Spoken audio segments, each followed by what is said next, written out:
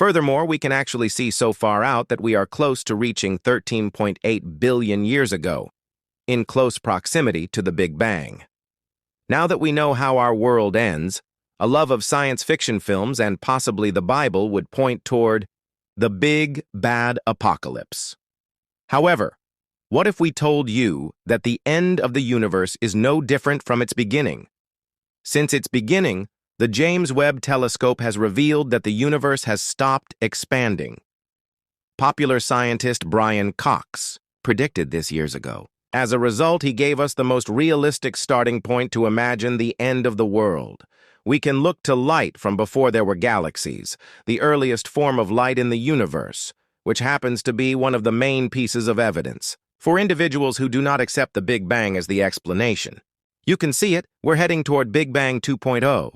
Come along with us as we explore why the universe has stopped expanding and the terrifying implications from the James Webb discovery.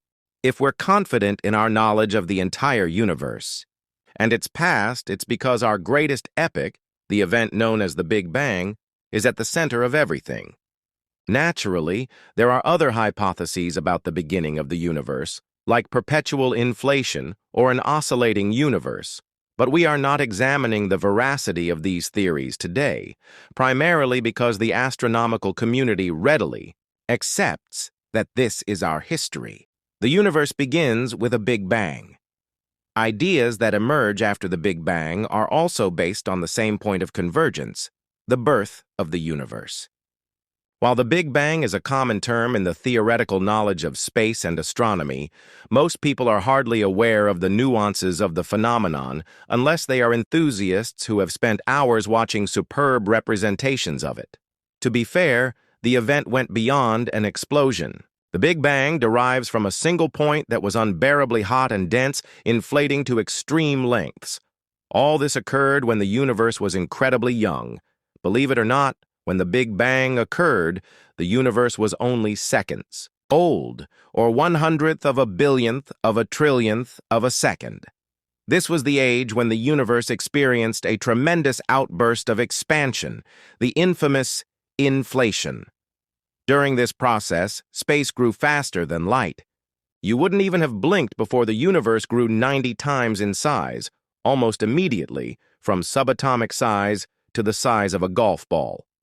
A second after the inflation, the universe began to cool, leading to the creation of matter as it exists today.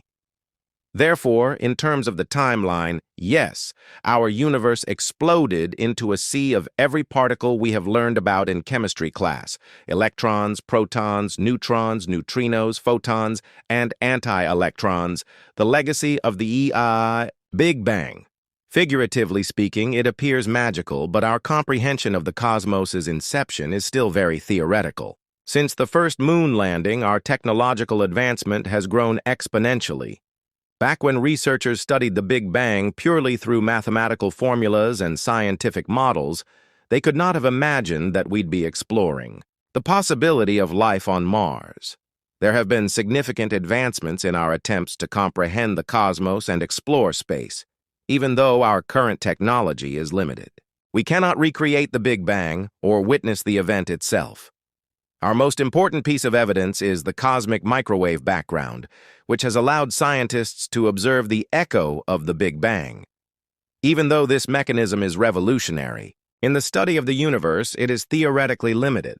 The biggest barrier in this methodology is that we can't directly detect gravitational waves or the residual radiation from the expansion as a whole.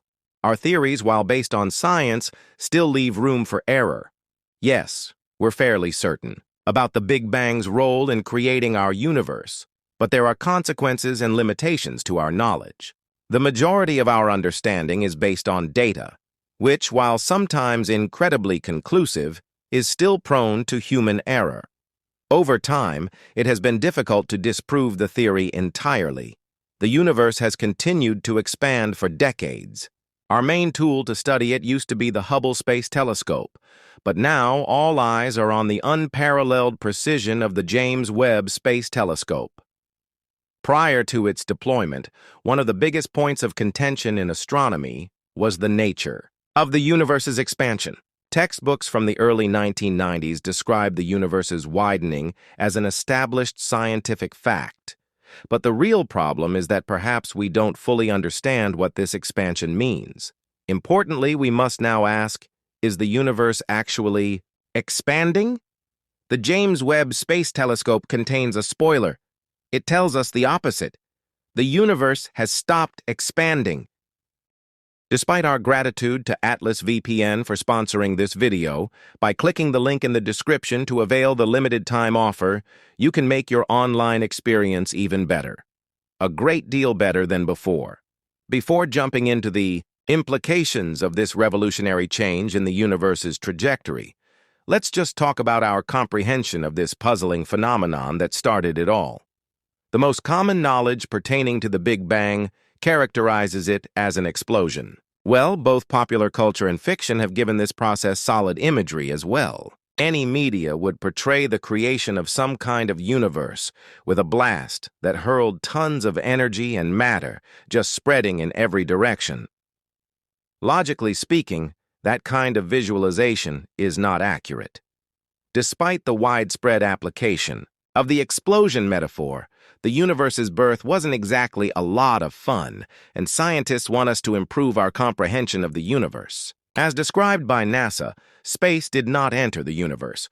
Before the universe, there was no space. Instead, it's better to focus on the Big Bang as the simultaneous appearance of space everywhere in the universe.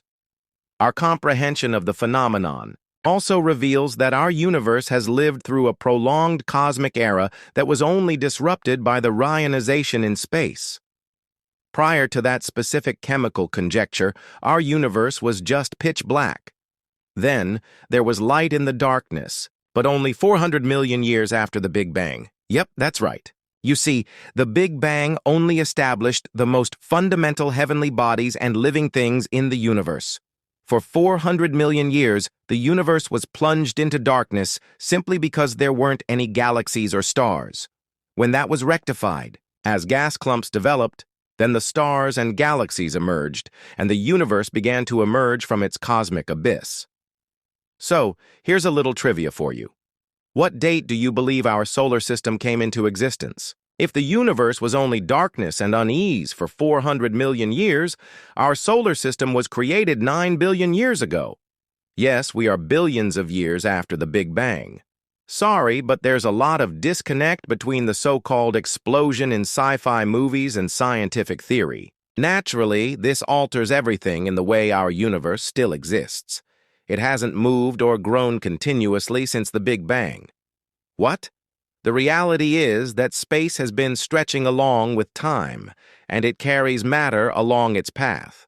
To put it in clear-cut words, the universe isn't expanding the way we visualize or even comprehend it.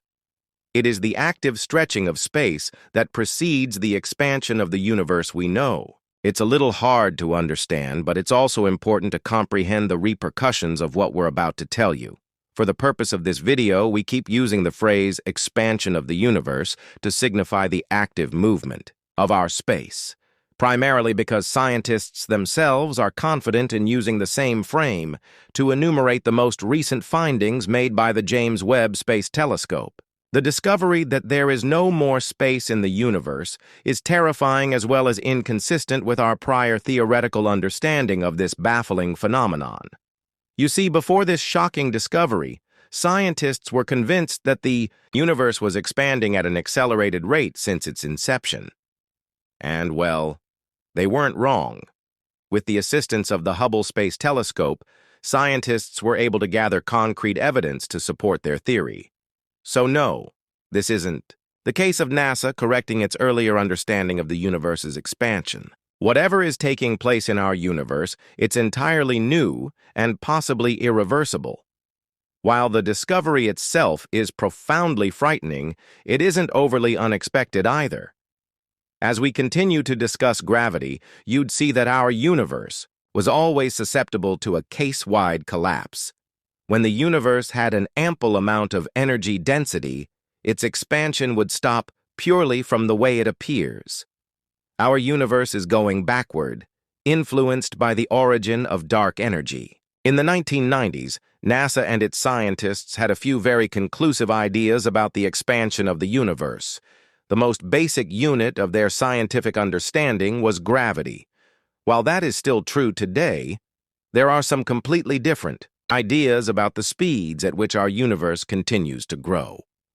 As we already discussed earlier, scientists had a theoretical prediction about a collapse, which would put an end to the expansion as it is now known. However, the competing idea was also equally terrifying, if not jarring enough. Too low an energy density would indicate that the universe's expansion would never stop. The concept's unexplored business is quite limited today, but you see, it was in the 1990s when scientists had very little technological assistance in locating tangible or observational data for their predictions. The one thing they were certain of was that as our universe ages, gravity would definitely decrease the rate of expansion over time. Of course, this even makes sense intuitively. We can detect galaxies being pulled together by gravity. This is something we've already established. So, as the universe would expand, the gravitational force would keep the attractive pull of gravity intact, increasing the distance between heavenly objects. Since our universe is just a small area of normalcy, this theory was also applied to understand the rate of the universe's expansion. According to scientists, gravity is the securing glue because, for the entirety of matter that has existed since the universe's inception, the rate of expansion had to slow down. Sure, we didn't have any means to observe this phenomenon or collect large amounts of data for testing, but theoretically, this made complete sense. Until 1998, when it did not.